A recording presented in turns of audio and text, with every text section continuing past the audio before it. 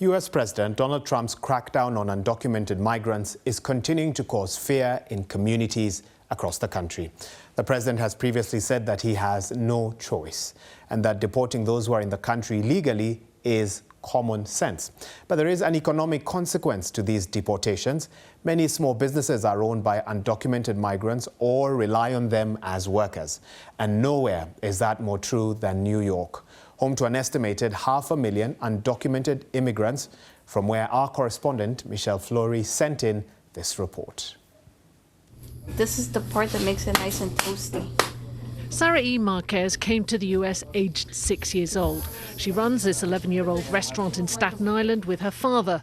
For her, the threat of deportation isn't new.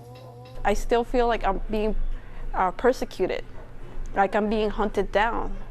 But it has taken on a new sense of urgency with President Trump's plans for mass deportation and led to some tough conversations with her staff. I had a cook say to me, I'm scared to go home because I don't know if I will make it home. I don't know if I will be stopped along the way. I've seen business go down. There's much fewer customers coming around. Despite her family's contributions to the local community, she's worried about the future. I'm college educated, business owner of multiple businesses. I do right. I'm part of the community. But I'm still considered a criminal because of coming into the country as a child. And I don't have a legal pathway to fix that. On the same day the Department of Justice sued New York over its immigration policies, a vigil was held in the city to support migrants and promise sanctuary to the undocumented. For those caught up in Donald Trump's immigration crackdown, this isn't just a personal tragedy, it's an economic one for their communities, who rely on their labour, their tax revenues and the money they spend in local businesses. Small businesses are the backbone of our economy. Jessie Lee sees a difference from the last time Trump was in the White House. She's managing director of the Renaissance Project, a non-profit that finances immigrant businesses. This fear is new. We didn't experience this the first time around, but this time we do see that type of concern. This one is for birds. Yeah, we trap them and release them. Raymond Liu runs a business employing 70 people. He came to the US legally from China and understands what motivates people to seek a life here. I would imagine everybody come to the country, legal or illegal, we want to work hard and just do well, establish ourselves, right? That's the American dream. The threats and hurdles are working. People are scared, with immigrant communities feeling the strain. Michelle Fleury, BBC News, New York.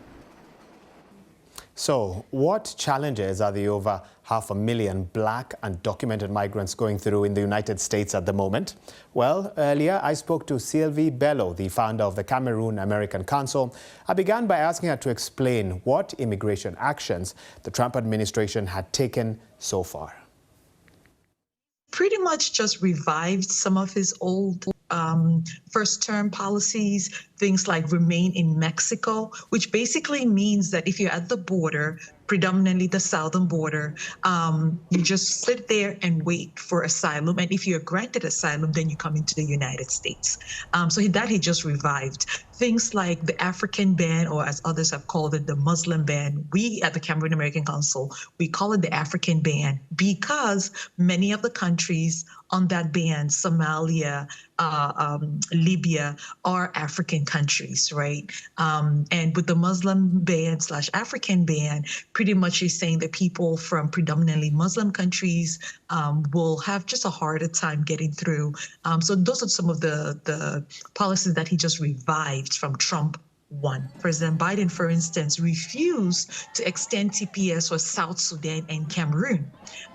We don't expect Trump to extend it either, but we're fighting for it though. During Trump 1, what Trump did was that he actually cut TPS, and TPS, for those who may not know, is temporary protected status.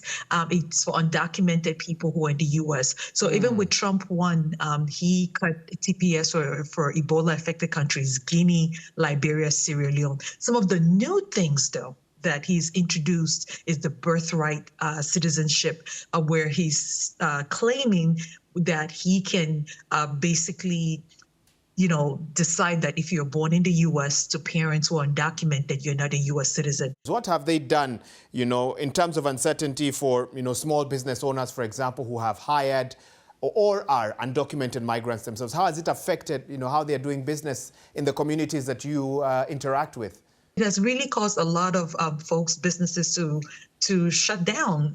For instance, a lot of construction sites there's been a lot of reports, a lot of construction sites have been on standstill because those with papers and those without papers don't even come to work. Because when they come to pick you, you don't know who they're going to pick. You don't know who they're going to harass. To respond to those who say that there were many who were taking advantage of loopholes within the immigration system to stay illegally, to operate illegally in the United States, that everybody must follow the law.